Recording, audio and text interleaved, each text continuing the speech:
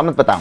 Ulasan kali ini Anda patut share kepada semua orang. Ianya melibatkan pemberian khas Sabah RM125,6 juta. Sudah dibayar atau belum? Ini pasti Anda nak tahu. Ikuti terus ulasan ini supaya Anda tahu.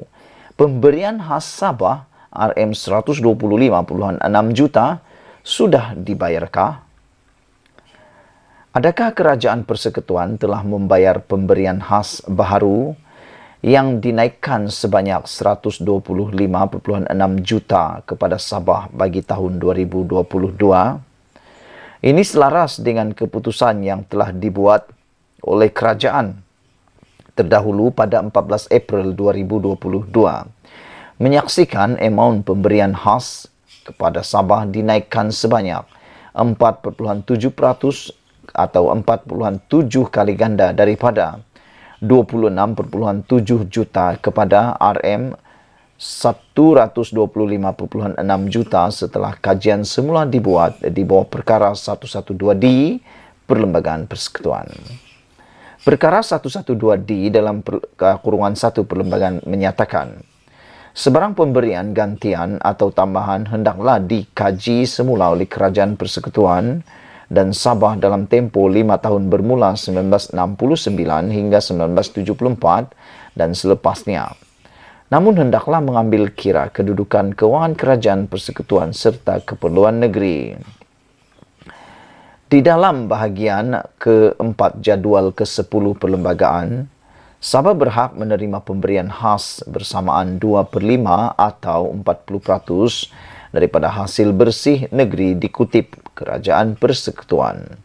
Pun begitu, hingga kini, Sabah tidaklah mendapat 40% hasil bersih negeri, namun digantikan dengan pemberian khas lain dalam tempoh selama 5 tahun menyaksikan jumlahnya masing-masing RM20 juta 1969, RM21,5 juta 1970, RM23,1 juta 1971, RM24,8 juta 1972 dan RM26,7 juta 1973.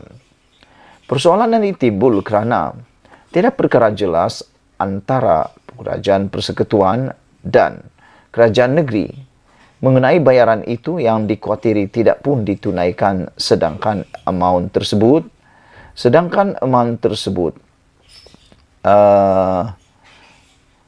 amat penting untuk urusan pembangunan dan pentadbiran Sabah.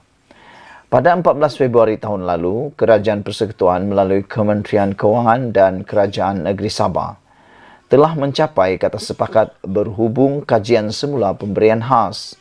Datuk Seri Ismail Sabri Yaakob merupakan Perdana Menteri ketika itu, turut berkata, amaun berkenaan akan terus meningkat setiap tahun bagi tempoh 2023 hingga 2026 mengikut kadar kenaikan yang dipersetujui secara bersama. Bagi tahun ini dan seterusnya, kerajaan dijangka hanya menetapkan formulir jumlah kenaikan pemberian khas kepada Sabah dan Sarawak dalam mesyuarat Majlis Tindakan Pelaksanaan Perjanjian Malaysia 1963 yang dipengerusikan Perdana Menteri Datuk Seri Anwar Ibrahim di Kuching, Sarawak bulan depan. Timbul persoalan, apakah pendirian kerajaan bagi formulir pemberian khas 2023 yang ditentukan nanti akan dikira bermula 1973 RM26,7 juta dan bukannya 2022 RM125,6 juta. Ketika pembayaran bagi 2022 masih belum diketahui. Saya telah menghubungi Ismail Sabri Yaakob bagi menjelaskan jika kerajaan ditadbirnya ketika itu sebelum peralihan jawatan Perdana Menteri bertukar kepada Anwar telah membuat bayaran kepada Sabah. Bagaimanapun, Ismail Sabri mengambil langkah berdiam diri dan tidak memberi sebarang jawapan. Perkara 112D dalam kurungan 3 Perlembagaan menyatakan perintah untuk melakukan kajian semula mengenai pemberian khas hendaklah terus berkuat kuasa selepas berakhir 1973, semakan pertama dijalankan, melainkan digantikan dengan suatu perintah yang baru selepasnya.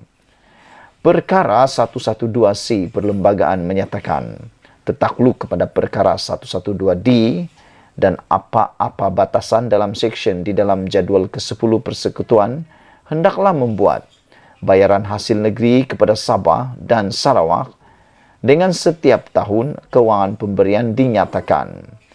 Ketika pemimpin-pemimpin Sabah menyambut baik kenaikan pemberian khas selaras dengan yang telah diumumkan sebelum ini, Kerajaan Persekutuan perlu lebih jelas sama ada bayaran itu benar-benar telah dibuat supaya rakyat negeri Sabah tidak mengharap sesuatu yang belum pasti. Dipetik daripada utusan penulis ini ialah wartawan utusan Malaysia. Sekian dulu untuk kali ini. Jangan lupa ikuti terus ulasan selepas ini berkaitan Sabah. Selamat petang, salam sejahtera. Saya mau kongsi dengan kamu semua pengakuan Bung Mokhtar mengapa beliau cuba untuk ataupun terlibat di dalam menukar kerajaan baru-baru ini untuk negeri Sabah. Saya rasa ramai yang sedang mencari alasan itu dan ada juga yang bertanya, SMS kepada saya, WhatsApp kepada saya, Telegram kepada saya. Mereka tanya, agak-agak Anda, kenapa Nazilin, mengapa agak-agak Bung Mokhtar mahu menggulingkan kerajaan Sabah? Itu pertanyaan mereka kepada saya. Dan mereka cuba menjustifikasikan kenapa Bung Mokhtar mau terlibat. Sedangkan kata mereka, Bung Mokhtar sudah ada pangkat sebagai timbalan Ketua Menteri Sabah yang pertama, juga di portfolio yang paling bagus di Sabah, yaitu Jabatan Kerja Raya. Tapi persoalan mereka ialah, kenapa Bung Mokhtar masih terlibat di dalam gerakan langkah Kinabalu tersebut? Akhirnya hari ini, tanpa kita susah-susah cari, akhirnya Bung Mokhtar mengakui sendiri, ini sebab dia terlibat dalam langkah Kinabalu tersebut. Menurut Bung Mokhtar, beliau terlibat dalam langkah Kinabalu itu kerana bukan mahu menggulingkan kerajaan Sabah, tapi mahu berbetulkan hala tuju, kata Bung Mokhtar. Wah, ini memang mengejutkan kita. Dan saya secara pribadi, saya tak berapa faham apa itu hala tuju yang dia mau maksudkan ini. Dan kalau bukan mahu gulingkan kerajaan Sabah, bermakna Haji Jinor tidak perlu diubah, tidak perlu ditukar, atau tak tahulah. Jom kita tengok dulu apa yang dimaksudkan oleh Bung Mokhtar ini. Pengurusi UMNO Sabah Bung Mokhtar Radin hari ini menafikan tindakan yang diambil sebelum ini bertujuan untuk menggulingkan kerajaan pimpinan Ketua Menteri Haji Jinor. Itu pengakuan daripada Bung Mokhtar Radin. Sebaliknya, menurut Bung Mokhtar, dia berkata, dia hanya mahu memperbetulkan hala tuju politik di negeri itu. Wah, apa hala tuju yang rusak? Kemana hala tuju yang dimaksudkan ini? Penggulingan dan pembentukan kerajaan adalah lain. Mengguling kerajaan ini berniat jahat. Tetapi tujuan kita ini adalah untuk memperbetulkan hala tuju politik agar rakyat dan Sabah itu menjadi sebuah negeri yang mampu dibangunkan, kata Bung Mokhtar. Sebaliknya, mengguling ini maknanya membinasakan, kata Bung Mokhtar. Jadi mesti ada definisi berbeza. Jadi kita tidak pun mengguling. Apa yang kita buat adalah untuk menentukan rakyat Sabah itu mendapat tempat yang sebenarnya oleh pemerintahan pada ketika ini. Katanya kepada pemberita selepas ucapan dasar Presiden di Pusat Dagangan Dunia WTC di Kuala Lumpur hari ini. Kata Bung Mokhtar, pergolakan politik di negeri ini tidak akan selesai memandangkan pembentukan kerajaan negeri pada peringkat awal adalah membabitkan UMNO dan Perikatan Nasional PN. Dan ini menjadi satu persoalan. Jadi tak apa. Orang mahu komen politik, kita main politik, katanya. UMNO Sabah sebelum ini menarik balik sokongan terhadap kerajaan pimpinan Haji J. Gabungan Rakyat Sabah GRS bagaimanapun berjaya mempertahankan kepimpinannya dengan sokongan 5 adun UMNO dan 7 adun PH. HJJ kemudian merombak kabinetnya dengan membawa masuk 2 adun PH, yaitu Christina Liu dari Api-Api, Pong Jinze dari Luyang, dan James Ratib. Bung yang juga timbalan Ketua Menteri digantikan dengan Sahelmi. UMNO Sabah bagaimanapun tidak mengiktiraf kabinet baru itu dan mendakwa HJJ Noor membeli 5 wakil rakyatnya. Bung Mukhtar berkata 2 pembelot yaitu Adun Tanjung Keramat Sahelmi Yahya dan James Ratib Sugut tidak mendapat kebenaran untuk menyertai kabinet HJJ.